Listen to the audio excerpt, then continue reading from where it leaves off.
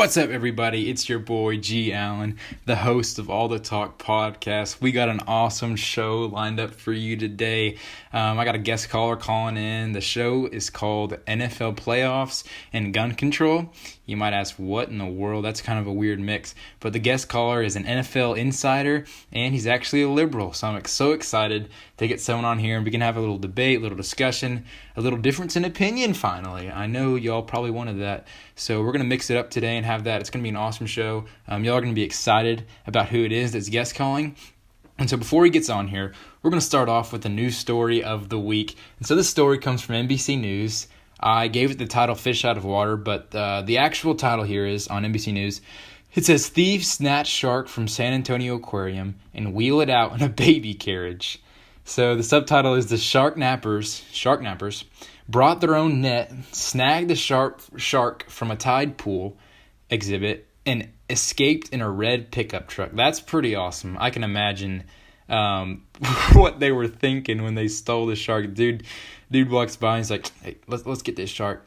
And they reach in and they're like, the best way to get this out of here, the freaking best way to get this out of here, no one will ever suspect it, is a baby carriage. So they steal the shark with a net that they brought in, and they wheel it out with a baby carriage. And so when the aquarium called the authorities and they found out the shark was missing, one of the leaders of the aquarium said her reaction was just absolute shock. And she goes on to say, I couldn't believe that somebody would do something like that. I really can't either. That's pretty awesome. Props to them. I think they should let it keep it. They should have let the people that stole it keep it. Because to be able to steal a shark from an aquarium, that's pretty awesome. I mean, no one really has the nuts to reach in there and grab a shark out of an aquarium. I know I don't. I'm not going to reach in there and grab a shark out of an aquarium. And it was like a pretty big shark, too. It was like a 2-foot long shark. And they just reached in there and grabbed it and threw it in a carriage and walked out. So another quote from the aquarium is they used the bucket to transfer the shark into the stroller and hurried up the stairs and out of the parking lot. So it's a pretty awesome move from the little shark thieves here. They call them the shark nappers. We need to make a movie out of that. Sharknado turned into shark nappers, where you have these guys just go around and steal sharks from aquariums.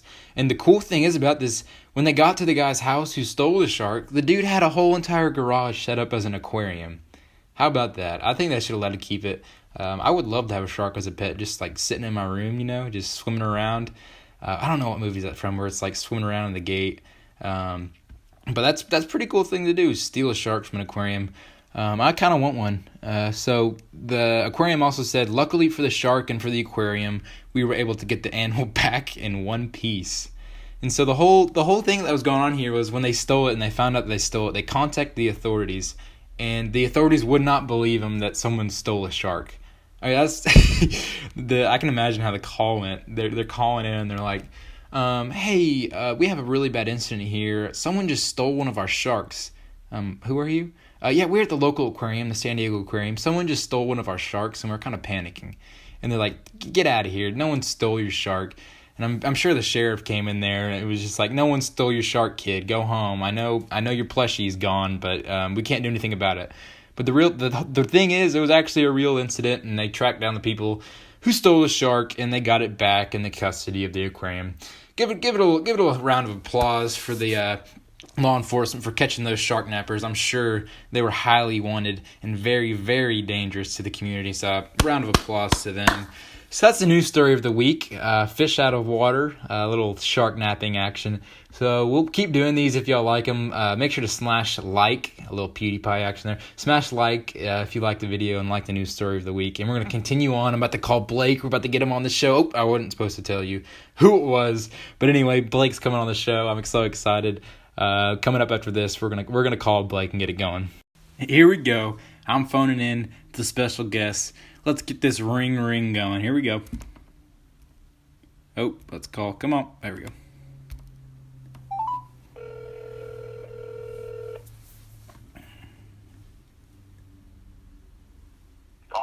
Blake.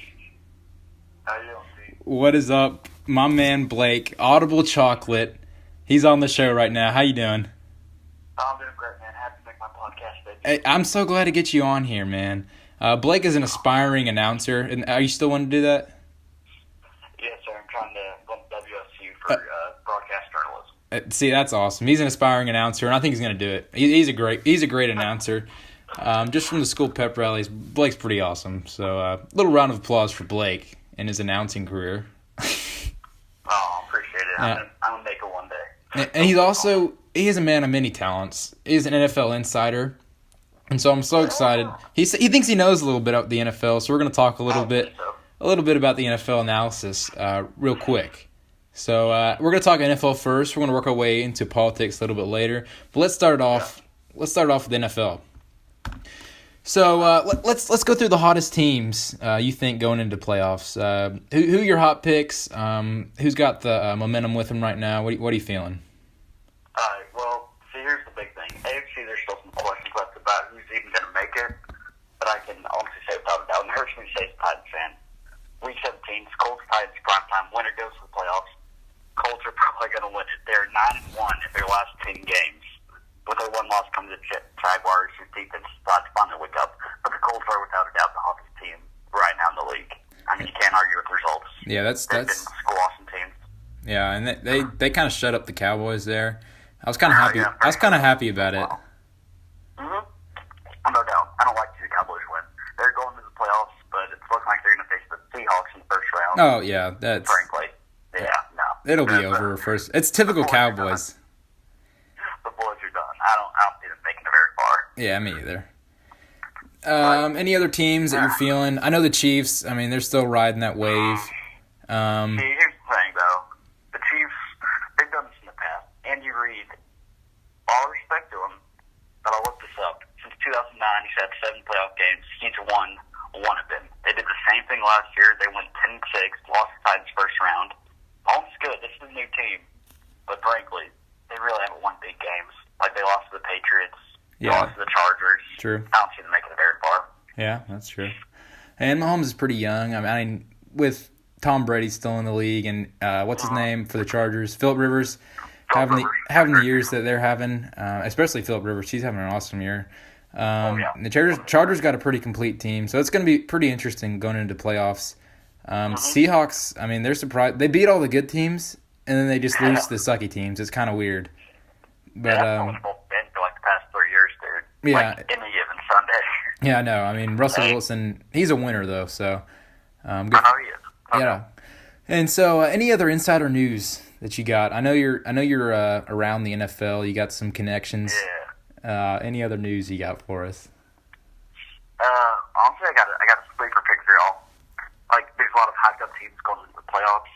The one team that's consistently been good, playing just lockdown defense, the Chicago Bears. That's true. Yeah. Do not sleep on the Bears. They can actually secure a second round pick. They come out of nowhere this year.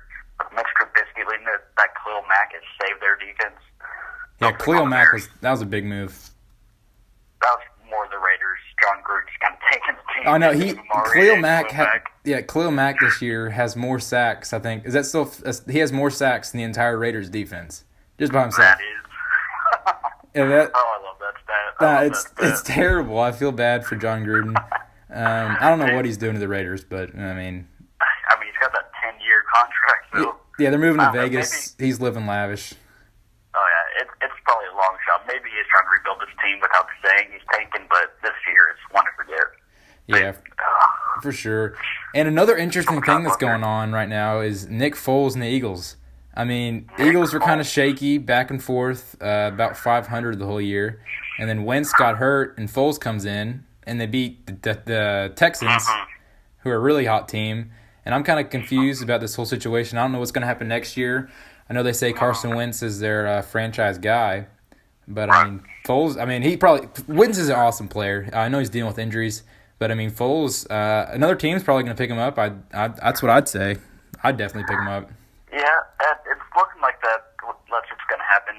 Foles, this is like a movie script. These are the underdogs. Like, there's no reason they should even be in contention for the playoffs anymore. But it's looking like they're going to walk up that spot with a win Sunday against the Redskins with their fourth-string quarterback. Yeah. And then the Vikings lose to the Bears. I'm seeing that as a possibility.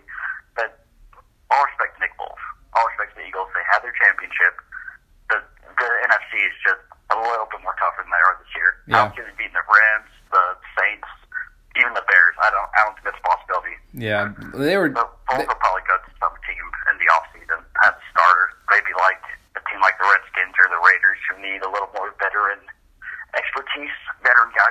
That's true. So we're going to go through the Week 17 schedule real quick. I want your predictions on the games. I got you. So first game, Dolphins versus Bills. Who you got? Who cares?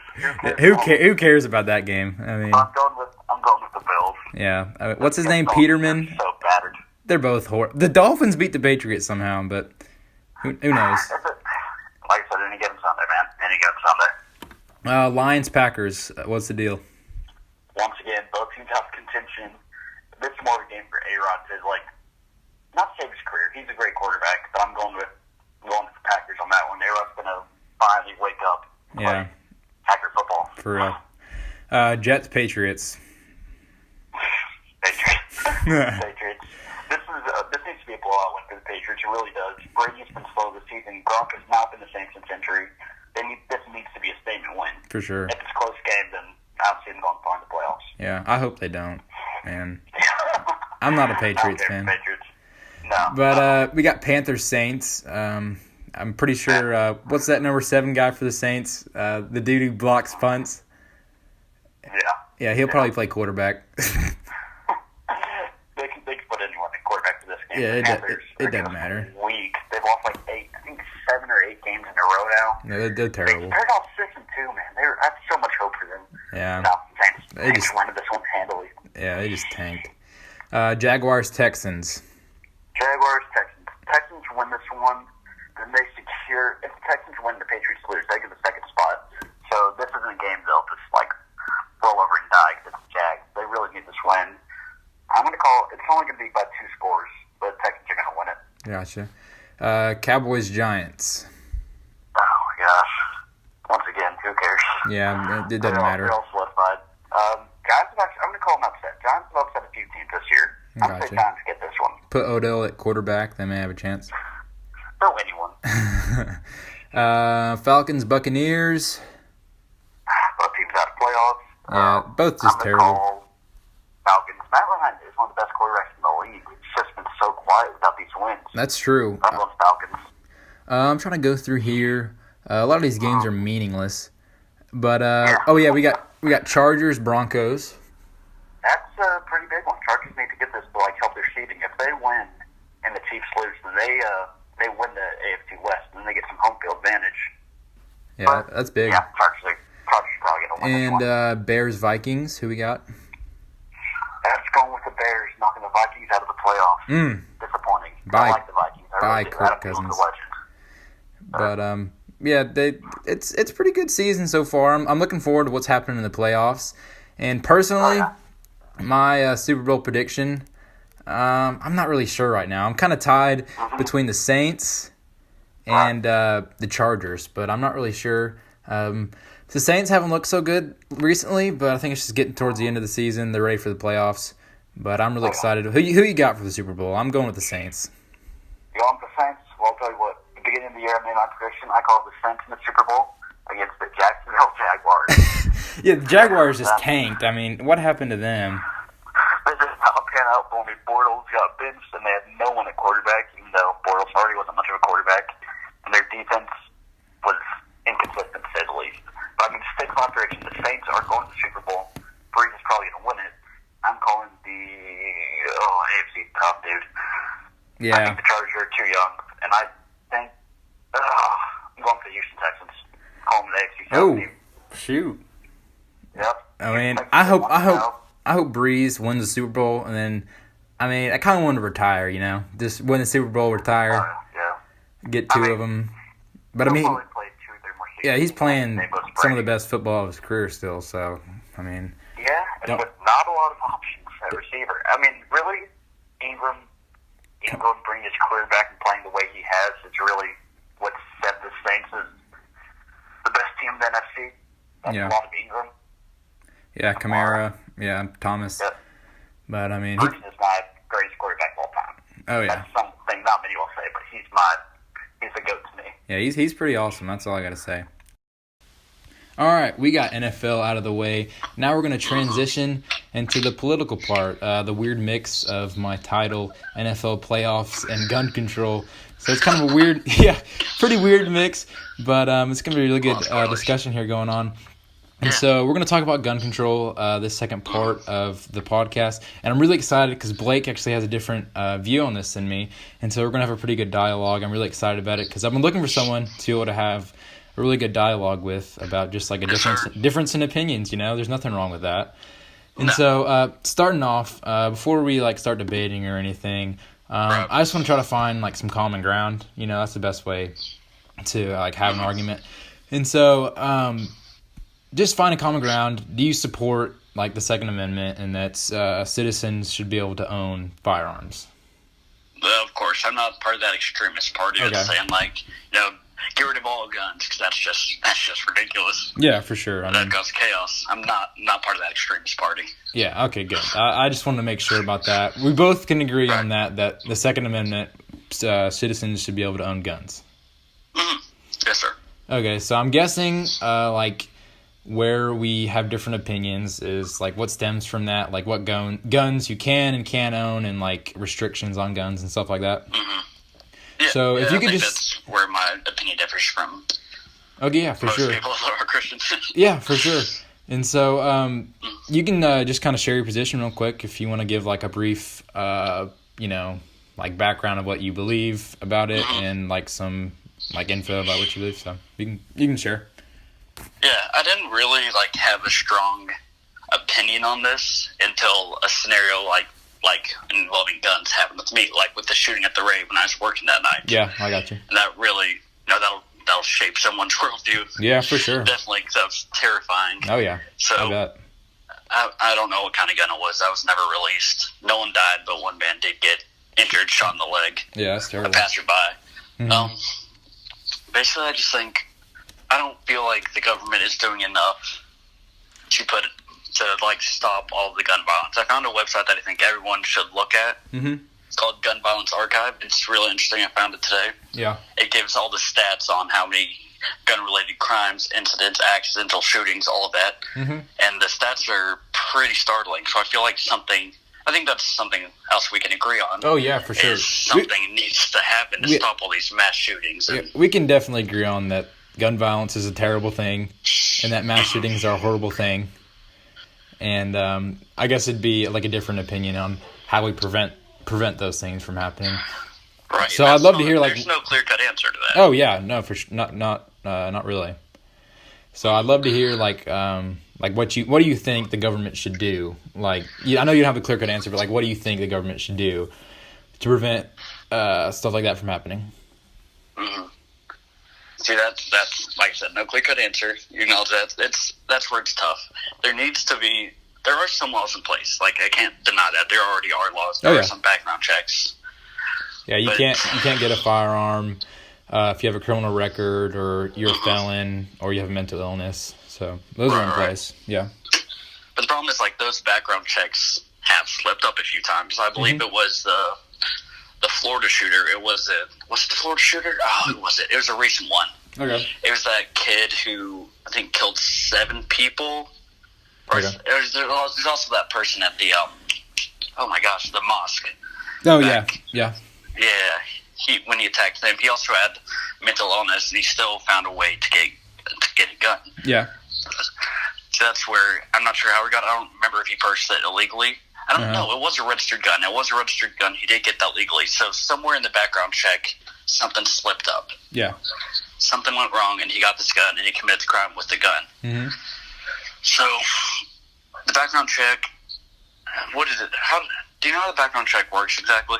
I'm not really actually sure, but I know this kind of go through like your criminal record and like check if you have any mental illnesses, like I said. But I'm not sure. I mean, I'm pretty sure it's pretty extensive to a point, but I'm not really sure. I'm not really master at how to buy a firearm. Yeah, that's a good thing. Yeah. Let me look this up real quick. I think it's just done by the person at the store. Okay. Or they might send it in somewhere. How to... I'm going to Google it. That's unprofessional. Let's keep talking. So, do you think, we'll talk about that. So you said that the government is not doing enough to prevent stuff like this from happening. Mm-hmm. So, do you think that, like, limiting the guns you can buy or more extensive background checks, or Right. I mean, I don't know like what you're implying when you say that. This is the big argument, Mm-hmm. like that. This is where the two sides split a lot. America can agree there's too much gun violence. Everyone can agree on that. Yeah. The side split where is it the guns that are the problem, or is it the people that are the problem? Yeah. And this is where I'm going to put it back to the guns. Okay. I'm going to say the guns are the problem. Okay. People are able to obtain them too much. And, it's good people, it's bad people. There's all kinds of things. But when you look at the stats here, there have been 55,907 number of gun incidents, 14,000 deaths. And it goes through number of children killed, number of teens killed, mass shootings. And then there's home invasion, and there's defensive use. So that's the whole self-defense argument. There are 55,907 incidents of gun-related injuries or deaths. Only 1,700 of those were for self-defense. So that's a huge discrepancy to me. So that to me kind of like hurts the whole self-defense thing. I do agree that people should be able to defend themselves, obviously. Yeah. So But the types of guns that people are buying for this, like not necessarily military grade, though some shootings have happened with military grade weapons, some of the more powerful ones that people consider used for hunting, but you live in the big city, all that stuff, you're not going to go hunting with it. All of those, there needs to be tighter restrictions on that, the power of the arms okay. you can use. So you said that only 17,000 result in self-defense. Is that 1,700. 1,700? Is that Yes, 1,700. when someone fires the gun in self-defense, or like someone defending Yes. himself by pointing?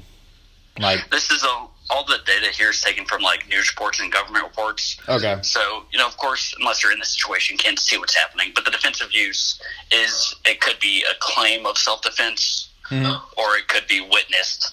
Someone was attacking. Like, there's an incident here of an active gunman being taken down by two people in Oklahoma. That's self-defense. Yeah. Like, that's something I can agree with. Yeah. But that's 1,700 of just, whether it's claims or it actually happened, self-defense. Yeah. That's kind of interesting because I've seen some different stats about that. I've heard some different stats about, like, I've heard like over 1 million have been used like in self-defense, or that's a mix between like them actually firing the gun and them actually just like pointing the gun at someone and saying, don't touch me or get off my property or something like that. Right. So And that's another thing you can think that's probably 1 million in total, but this is just in the past year. okay, So yeah, I got you. And these are just like when someone actually got injured. So I'm sure it is a good intimidating factor for sure. Like if someone at the movie tavern got robbed at knife point a month ago.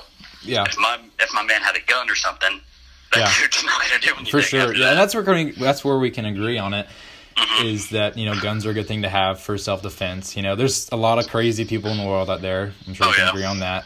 And I mean, it's definitely a good thing to be able to protect yourself from those crazy people. But you said something about like military grade weapons. Yes. You said like Some higher of these attacks restrict. I've done, like the Vegas shooting with some military grade Okay. weapons. Okay. So, do you think an AR-15 is a military grade weapon? AR-15 has a lot of uses, but I feel like, I'm not a hunter. Okay. I've heard someone say they use it for hunting. I don't have any Yeah. relation to that, but I yeah. feel like it's done a lot of damage. You hear of a lot of stories of shootings done, like some of the mass shootings done, or with the AR-15. Yeah. But then, an AR-15. Do you think it stands for assault rifle, or do you know? Oh, I'm not well versed on what it Okay, exactly so- stands for. I assumed. A lot of people just place the blame on like AR-15s, and they say it's assault rifles. But actually, what AR stands for is Armalite rifle, and so Okay. AR-15s have never been used militarily. If you brought an AR-15 on the battlefield, you'd probably die in 30 minutes. So it's called, the NRA calls it America's rifle because over 8 million people own them. A lot of people love them because they're fun to shoot. I know a couple people that have them. They're really fun to shoot. And what was I going to say? Something about over 90% of mass shootings. I know there's specific instances of, AR-15s being used. Right. I think the guy in Vegas had like a bump stock on it.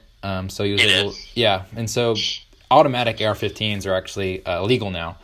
But he had a bump stock on it, which converts a semi-automatic to basically an automatic gun. So, but all the statistics, I've looked at a lot of statistics about like what mass shootings happen with, like what guns are used. Right. And the majority of them, like over 90% of them, close to 90% or over 90%, depends on what stat you look at, they occur with handguns. I mean, it's in the single digits of what percentage of mass shootings occur with AR-15s or, guns like that. Yeah, I looked at that stat because I saw in the Gun Violence Archive, it's been 337 mass shootings, so I just did a quick search. What constitutes a mass shooting? Is it like 4 or more people dead or something like that? It just said multiple. Okay. So it's more than one, so it's not one-on-one violence. Like today, see, some people have personal opinions on this. I don't think if it's 2 people that really constitutes a mass shooting, it kind of sounds like a fear tactic, calling something a mass shooting. But this morning in Arkansas, a woman and a child were in Little Rock, actually, were shot dead. And that was just this morning over on, I think it's on the east side, is what it said. Okay. Something I found on this site. And that would fall under the mass shooting column. So, So it just depends on what you call a mass shooting. A lot of handguns, like in the gang world, you might do a drive by and kill 4 or 5 people. I might consider that a mass shooting. Or if like you're trading shots with someone, and other people get hurt, I might consider that as a mass shooting. Yeah, I mean, mass shootings. This side has that 337.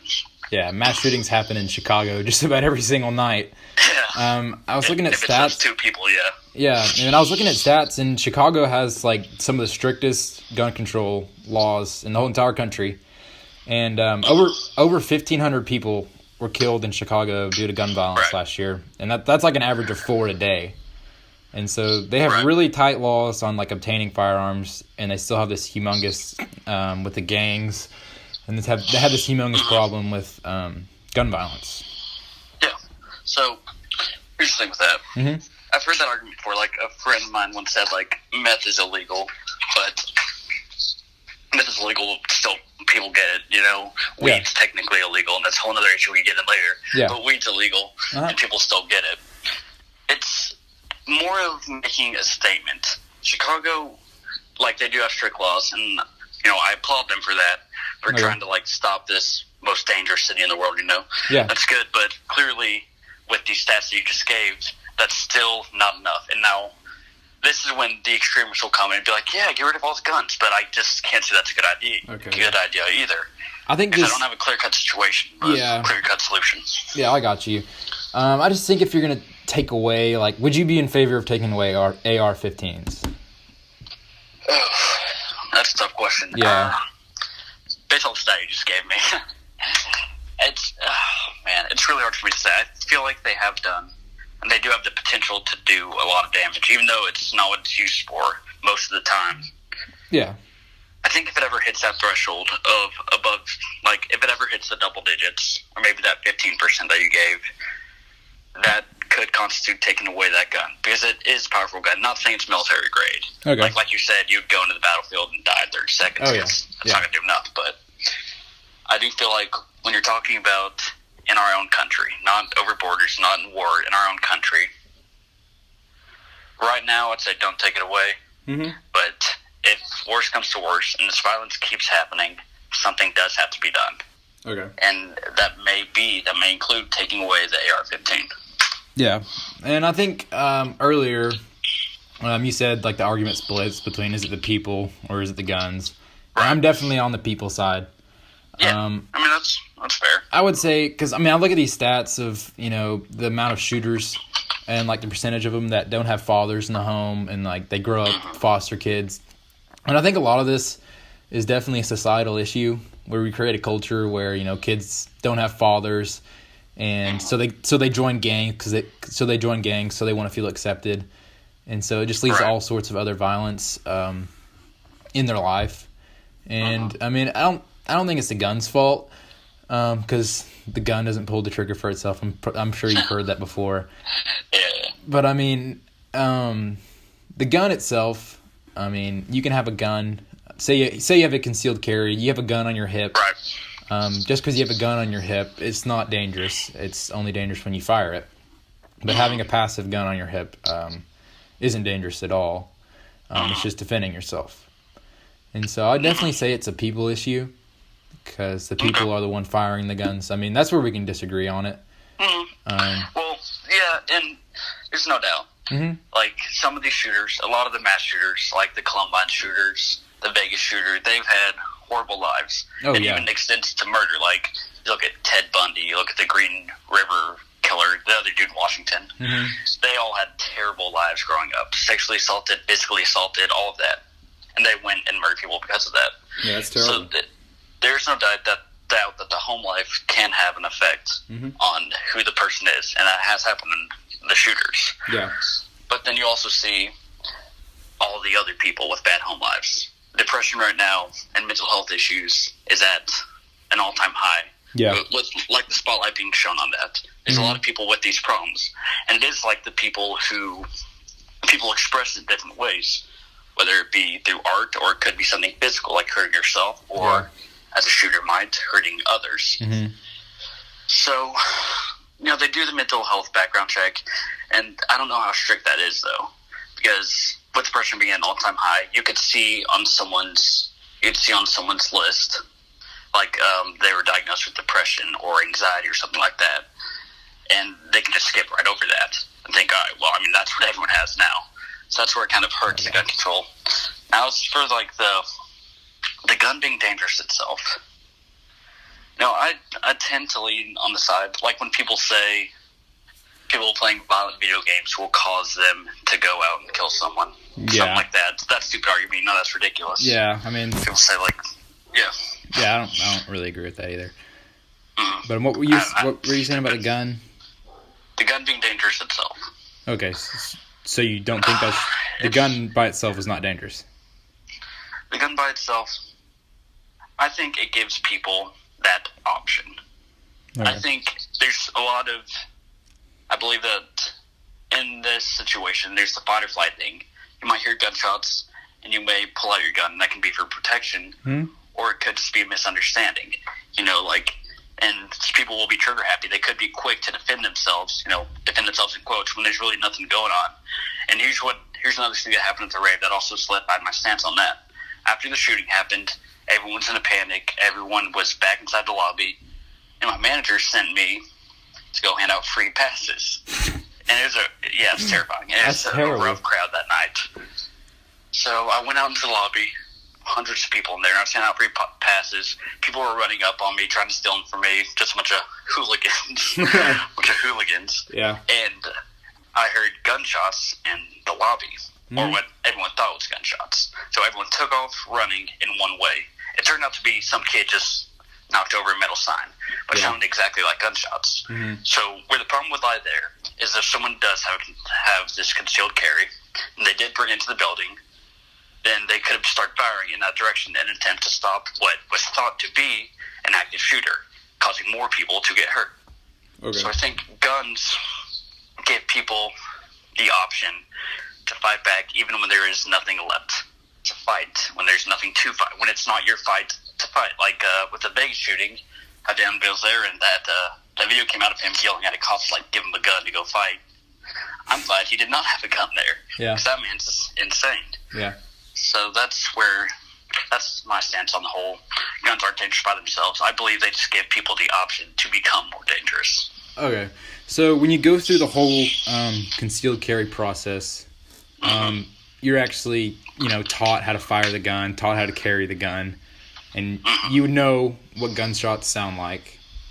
I know it's probably really scary for you in that situation where something fell from in a massive crowd where people, follow the crowd and something falls and it sounds a big noise. But I mean, a concealed carry citizen, they know what they're doing with the gun. I mean, there's countless instances of concealed carriers stopping criminals, stopping shooters, stuff like that. I don't know why we never hear about those, I'd love to be able to hear about those instead of the, big giant mass shootings where, 10 people are killed. That's terrible. But I mean, definitely if you're a concealed carrier, you know what to do with the gun, and you're going to be responsible with the gun. And I just don't see, having a gun on your hip, if you know how to use the gun, and probably all concealed, I wouldn't say all, but I mean, most concealed carriers have it on their hip, to protect their family, to protect themselves. And they know how to use it because they've been trained. And so I would just say having the gun on your hip is a passive thing. And if it needs to be an aggressive thing, you can pull it out if someone's threatening you or your family. And when that's happening.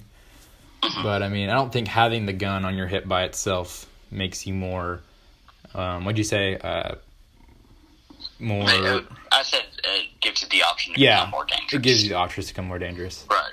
So... And see, in an ideal world, that would be how it's all used. This site, it's a company that's based out of D.C. that collects all of this and fact checks all of them. Okay. And that's where the stats surprised me that only 1,700 were used for that reason.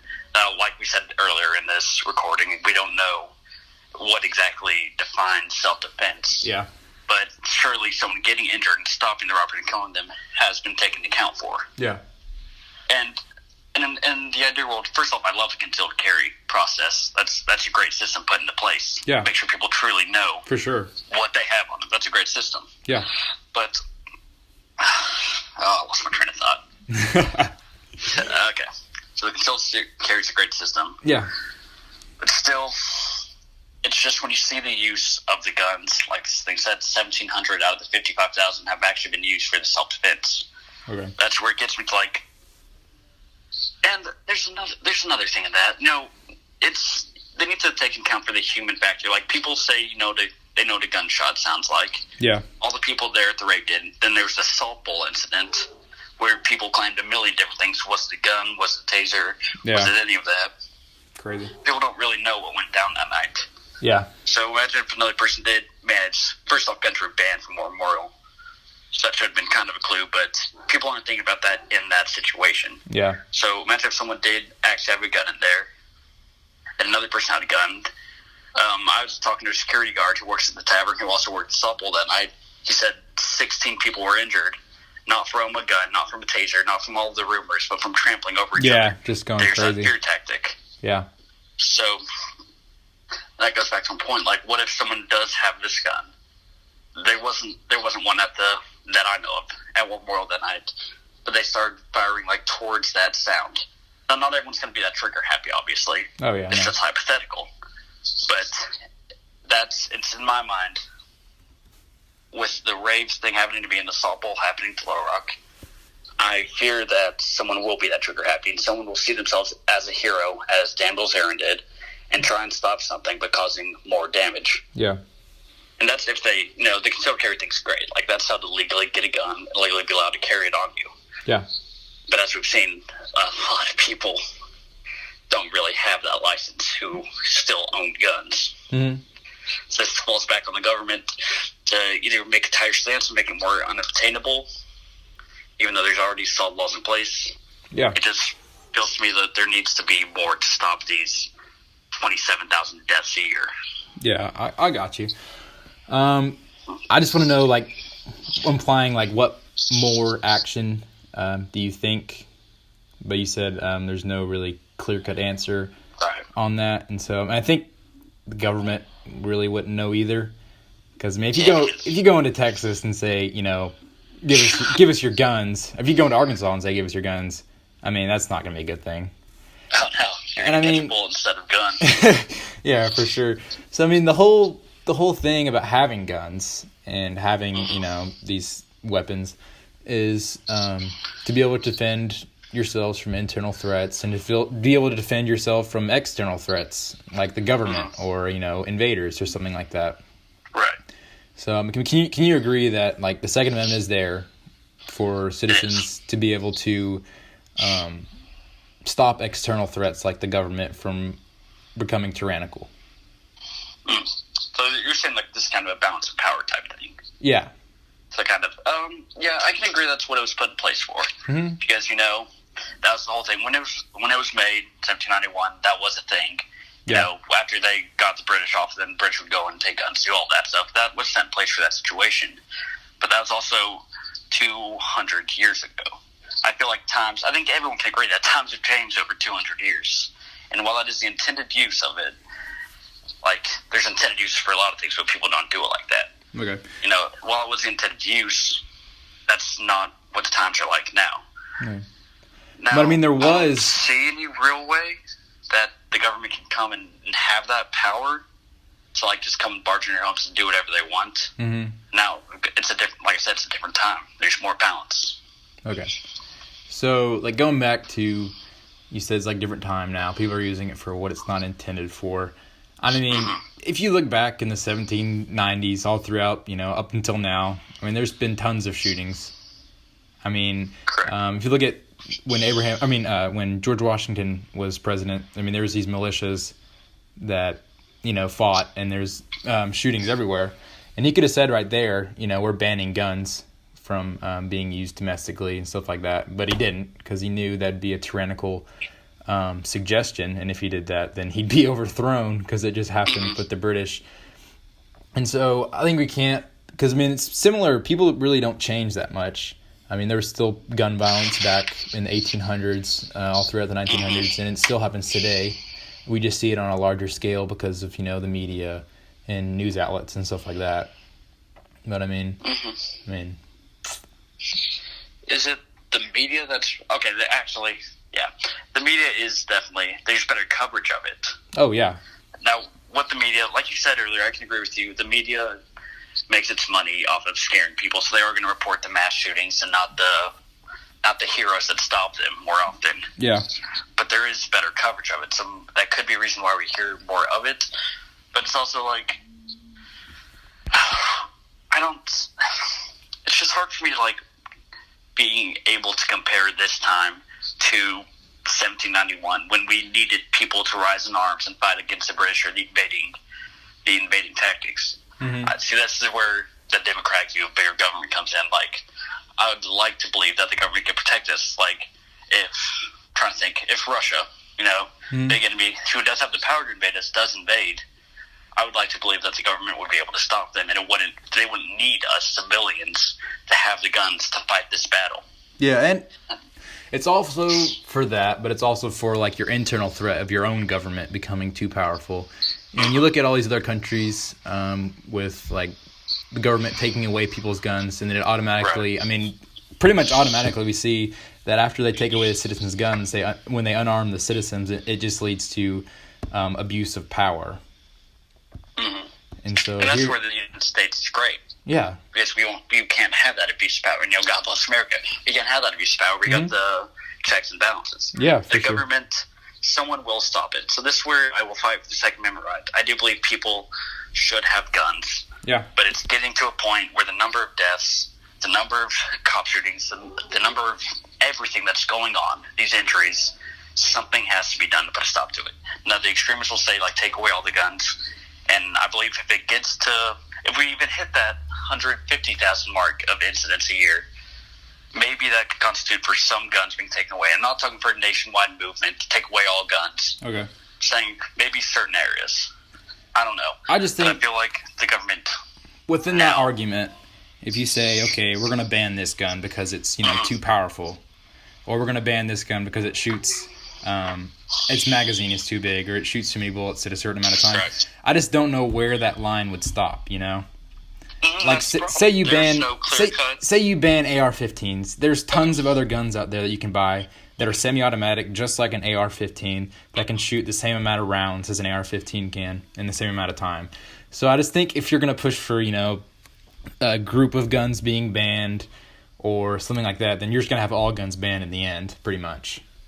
Mm-hmm. That is the fear of the domino effect. Yeah. And that is a logical conclusion. Like, once one falls, the next one, the next one, the next one. Yeah. And I would like to believe we wouldn't get to that point where after we take away a gun, there's still going to be a lot of shootings. And then we take away that gun, and then it's going to increase. I don't feel like that would be the effect. I don't feel like if we take away the AR-15, that's going to cause more shootings.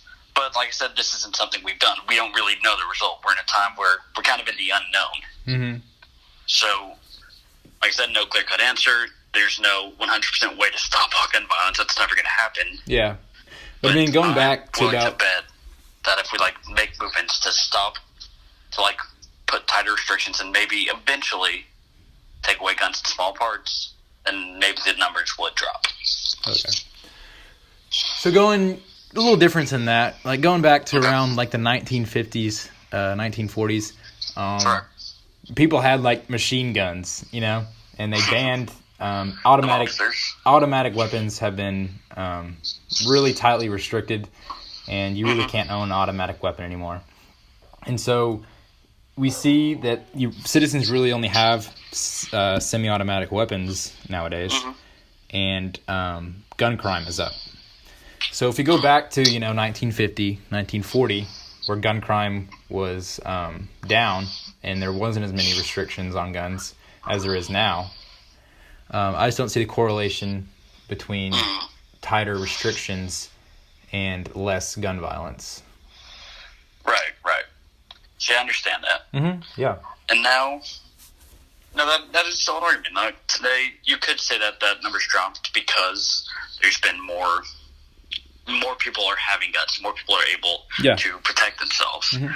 But also, when you look at the 1950s, there's more to it than just those stats. You have to look at what was going on that time. We had a full-blown race war, the whole segregation, all those Jim Crow laws. There was more reasons to fight. The mafia was at an all-time high. We don't really deal with mafia today. We do still have gang members, but they weren't running the cities as much as the mafia was. Yeah, let's look at the cultural aspect too. Yeah, but that's my point. You see, back in the 1950s, there was more, I would say, more hate now with the segregation and, like you said, the mafia. So wouldn't that be more of a reason for gun violence when there's less restrictions? Hold up. Let's go back. So there's more hate. So you're saying there'd be reason for more violence. So they should have had tighter gun restrictions at that time? No, I'm saying that at that time there was less tight restrictions on guns, and there was less violence on guns compared to now when we have tighter restrictions and more violence with guns. Mm-hmm. Do you understand that? Well, I think I understand, but I feel like I'm just going back to the same point by saying you have to look at culture. There was more hate and there's less restrictions. So obviously now the hate's died down. We don't have to deal with that. Obviously it's not all gone, the whole Black Lives Matter movement, but the hate's definitely moved down since then. There's less of that. So it would only make sense that the gun violence and all the protests and all of that, all of those numbers have gone down as well. Wait, gun violence has gone up, right? Wait, did I say it down? Yeah. No, wait, you said down.